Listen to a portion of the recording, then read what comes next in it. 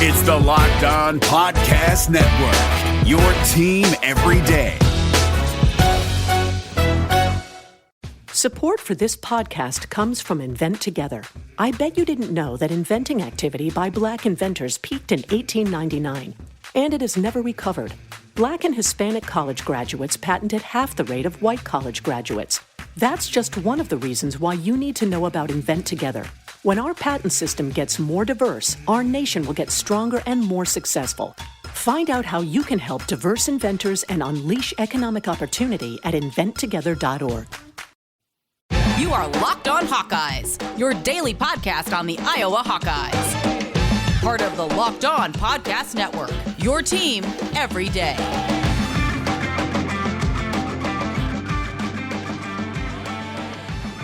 Welcome back, Hawkeye Nation, to another episode of the Locked On Hawkeyes podcast, your daily podcast covering your Iowa Hawkeyes on the Locked On Sports Network.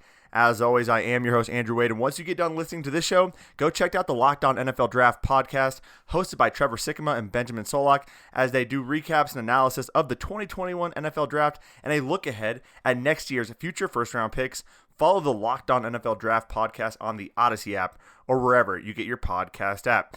And on today's show, we're going to be talking about the big recruiting weekend coming up this weekend right now in Iowa City. We're going to be talking all about Iowa football recruiting. We're also going to be breaking down the women's basketball schedule. There are some interesting situations that have happened with that schedule. We're going to give you a prediction for the conference schedule going into this upcoming season. And then we're going to talk a little bit about the NBA Combine. And if we get time, we're going to talk about Phil Parker being paid a lot of money. So let's get into it, though, right now. And actually, let's start with the women's basketball talk. I'd rather kick it off with that. We pushed that off last time, and I don't want to do that again. So let's talk about the women's basketball schedule. The Big Ten did release the Big Ten women's basketball schedule. And with it, you get 5 home and away games. You get 4 home onlys, and you get 4 aways. So it gives you a very good opportunity, depending on your draw, for a nice, favorable schedule. And when I look at this, it's pretty darn good. Here's why. I'm going to point out a few things. So, I love the fact that so first off, with the Big Ten and the conferences, you're not a lot of departures from the Big Ten. So the teams that were good last year, for the most part, are going to continue to get better. You look at Michigan with Nas Hillman, that's going to be a good game. Maryland's always a very tough team, same with Rutgers. So that's going to be a lot of fun to watch those games. Now, when you get a home and away, it gives you a great opportunity in the conference race. If you can beat them both those games, that's a huge advantage.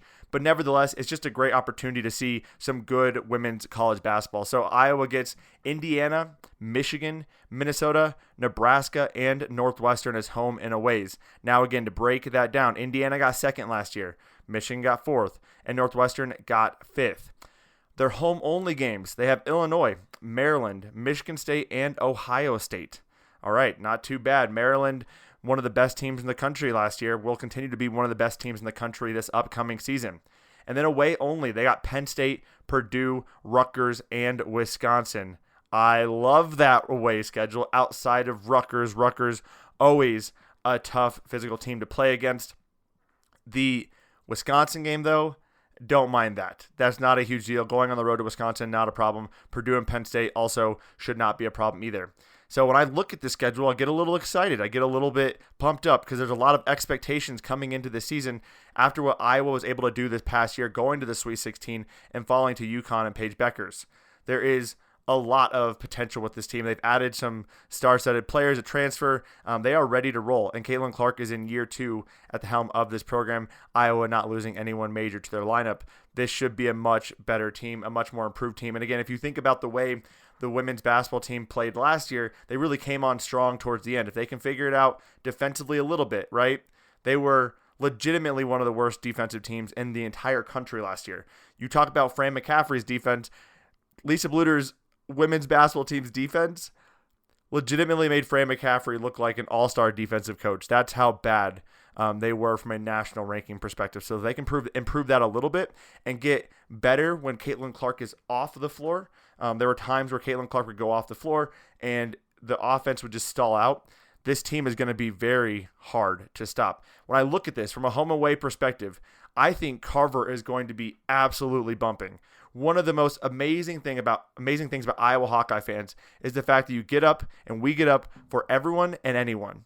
It doesn't matter if it's field hockey. It doesn't matter if it's wrestling, basketball, swimming. If you're putting a good program on the floor, on the court, in the pool, on the field, we're going to be there to support you. And you better believe, especially women's basketball, Carver is one of the best fan environments in the entire country for women's basketball.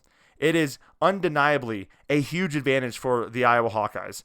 Now, they had a nice little streak going prior to last season. No fans in the stands definitely didn't help this young women's basketball team. But you better believe this upcoming year, that is going to be quite the crowd environment. And for that reason, I see no reason why Iowa cannot go undefeated in conference play. Now, I think they could very much be contending for the Big Ten title next year. So clearly, I think they have the ability to beat any team in the Big Ten Conference. But when you look at it from a home schedule, the biggest challenge they have will be Maryland.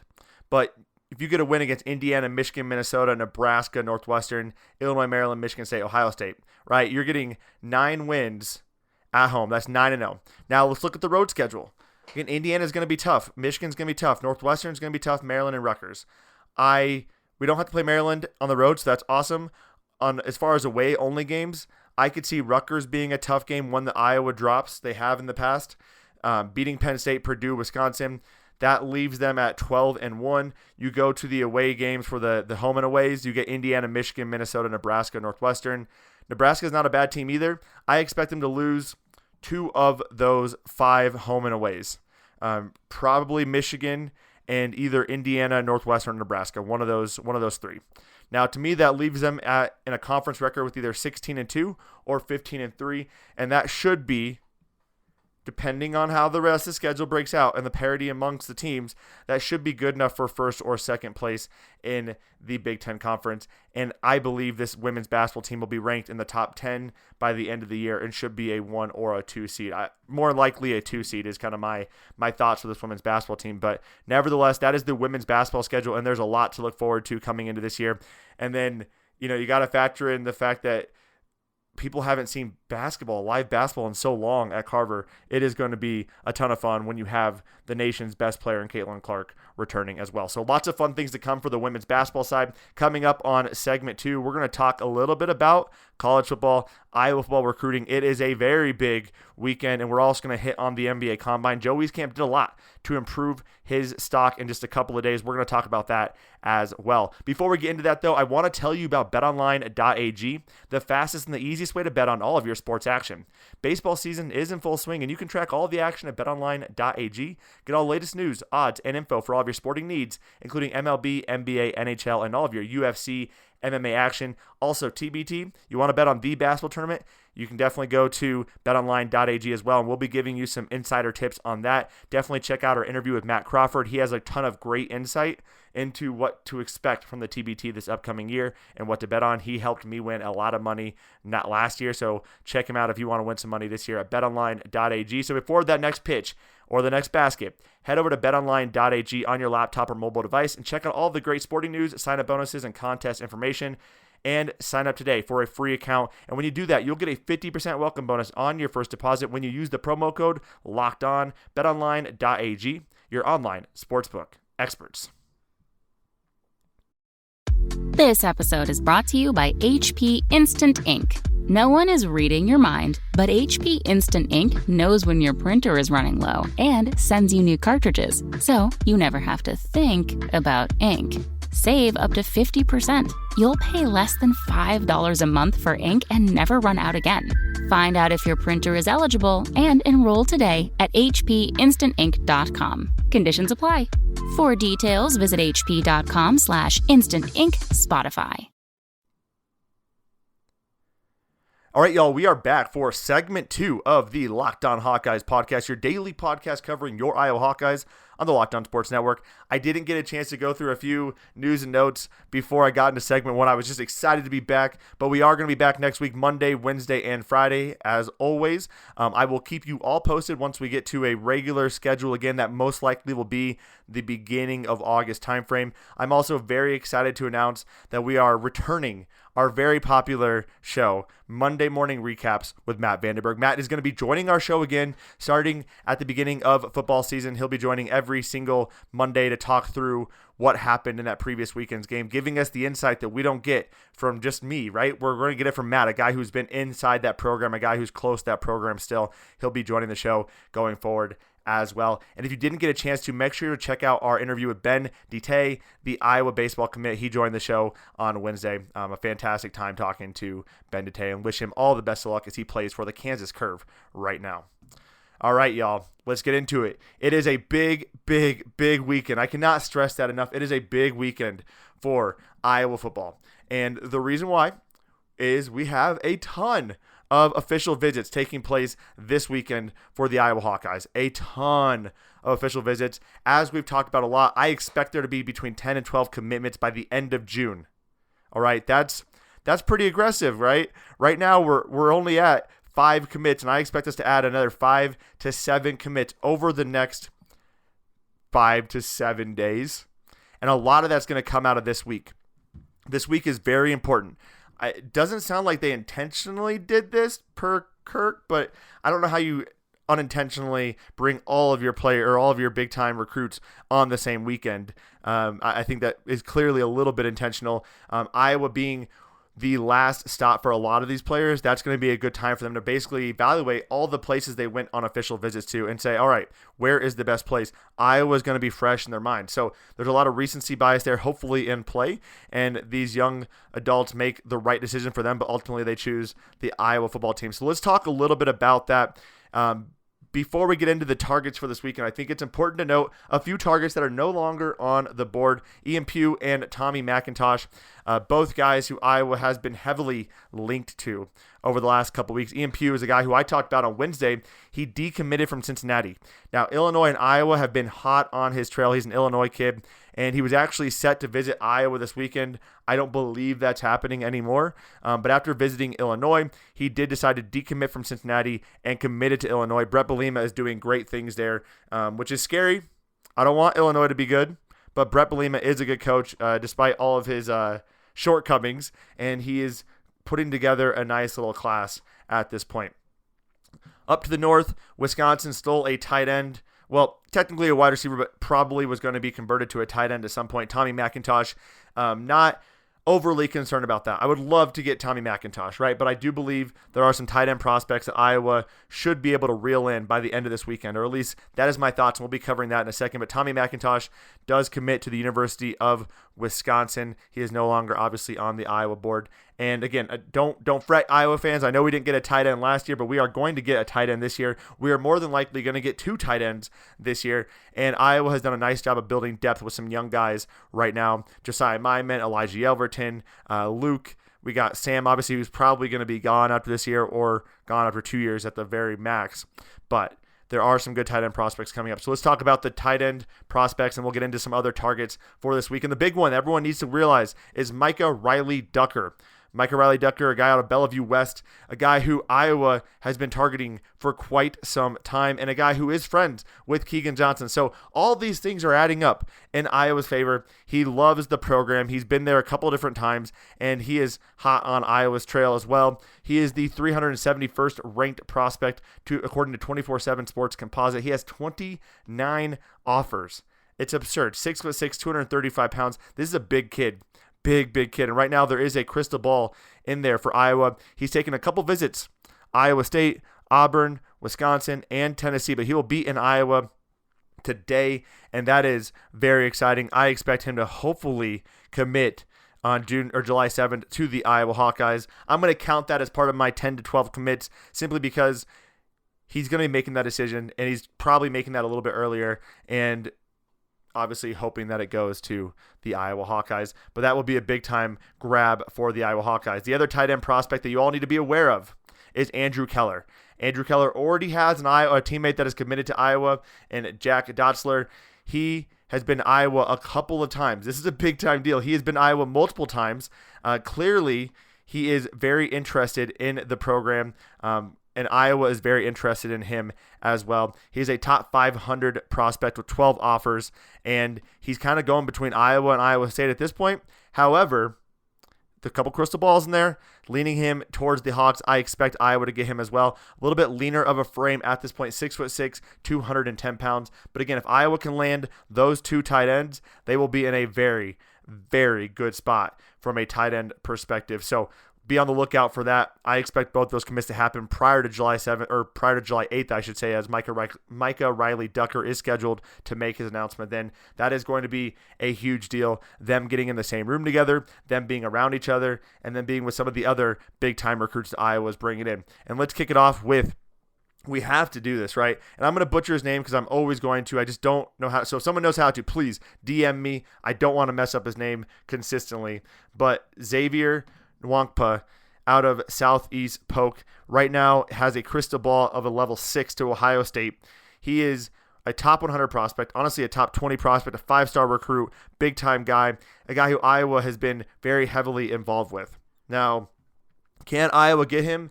They need to really lay out the red carpet this weekend, because right now he's leaning towards Ohio State. And in a couple interviews he's done, he has mentioned that he wants to find a program that is good at developing defensive backs. He wants to find a program that is relatively close to home, but not too close. Which, all right, now let's start thinking about that. What is too close? And I think, unfortunately, Iowa could very much be too close, and Ohio State does have a reputation for developing strong defensive back play. Now, you argue Iowa has done a great job of developing 2-star guys, 3-star guys, and NFL players. 100% agree. Ohio State, though, it's undeniable. They have developed multiple first-round defensive backs. As much as I love Iowa and Phil Parker's ability to coach up defensive backs, it's hard to look at that on paper and say, where do I go? And especially when you consider the fact that he wants to be relatively close, but not too close where he feels like he's still in high school. Ohio State is looking like the best option, but he's going to be on campus this weekend for an unofficial visit. And the reason why that's not a huge deal is the fact that he's so close to Iowa, he doesn't need them to pay for his travel and expenses. He can handle that on his own and give him an opportunity to see one extra school that he wouldn't normally be able to see, considering the fact that he has taken official visits to A&M, to TCU, or not TCU, but also to Notre Dame and to Ohio State. So gives him an opportunity to see more schools than what he would normally be able to see. And hopefully the visit goes well.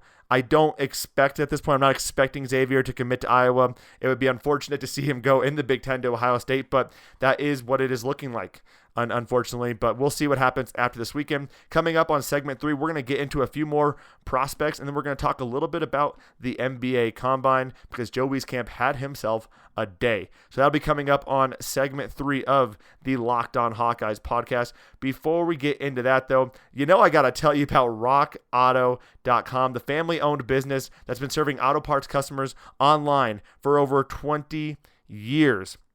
You can save time and money when using Rock Auto, and you can find literally all the parts you need. I personally have been to a brick and mortar store looking for parts. I didn't like my experience. The prices were also really high. I went to rockauto.com. I used their unique and remarkably easy to navigate catalog. It took me less than 5 minutes. I found both the engine air filters I needed, and they were delivered directly to my door. It was amazing. Why wouldn't you do that?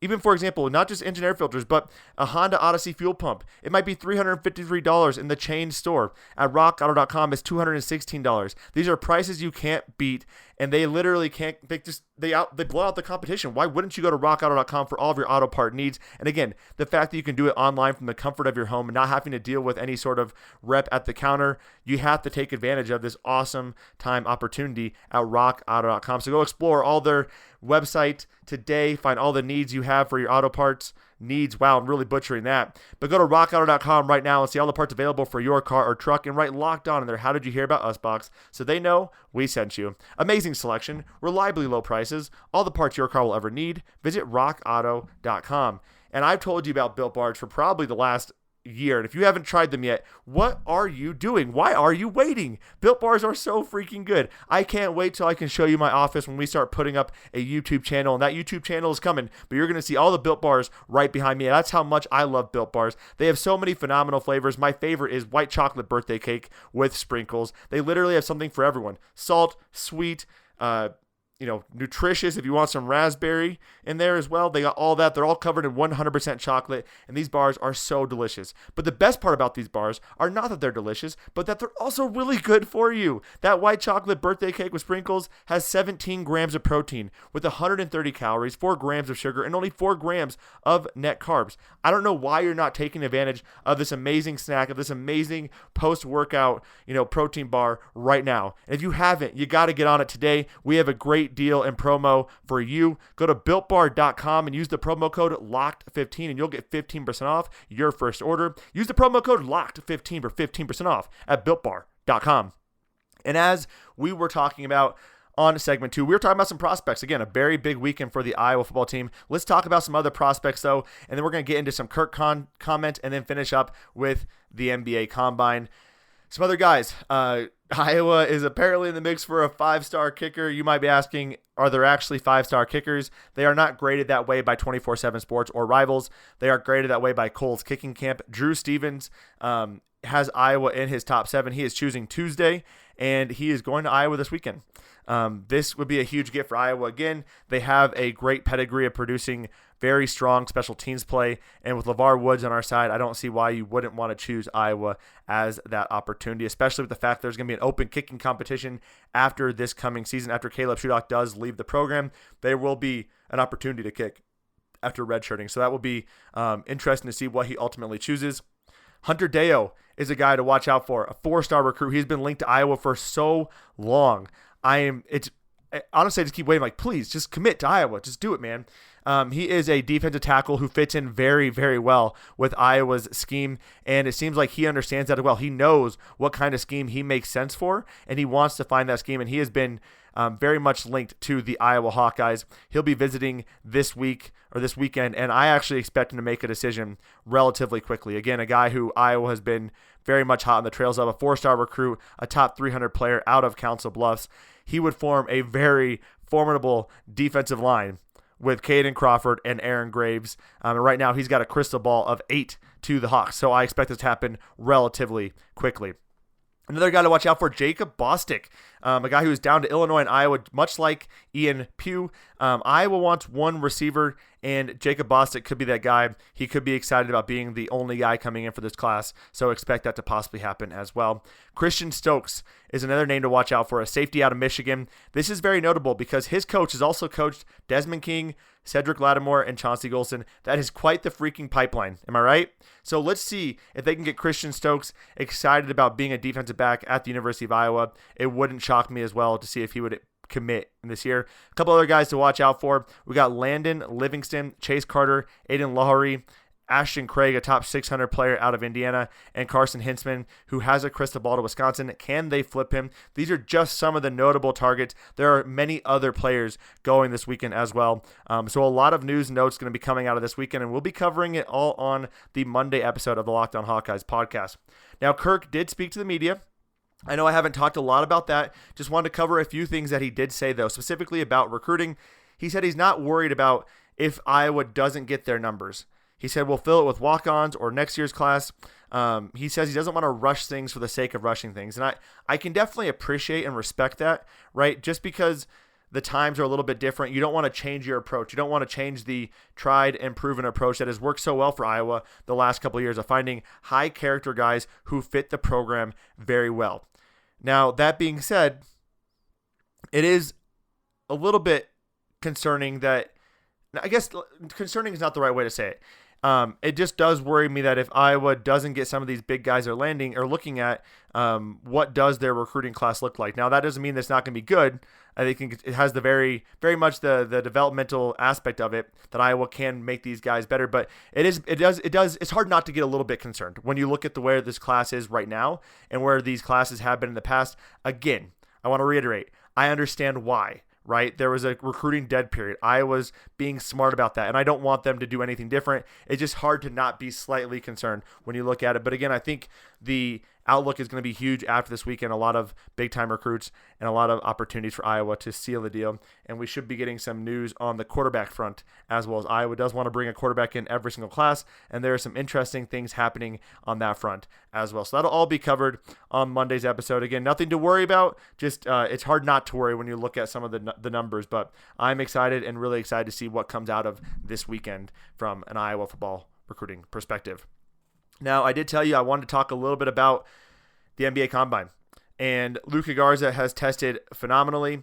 Joe Wieskamp has also really made himself some money this weekend, or this week, I should say. A 42-inch vertical. He played pretty well in the scrimmages. There's also another scrimmage today. Luka Garza didn't get into the game, but Joe Wieskamp playing today actually on ESPNU. You can check him out, but he did pretty well. All things considered, he got some of the most playing time on his team at 22 minutes, listed as a forward, so a small forward at that point.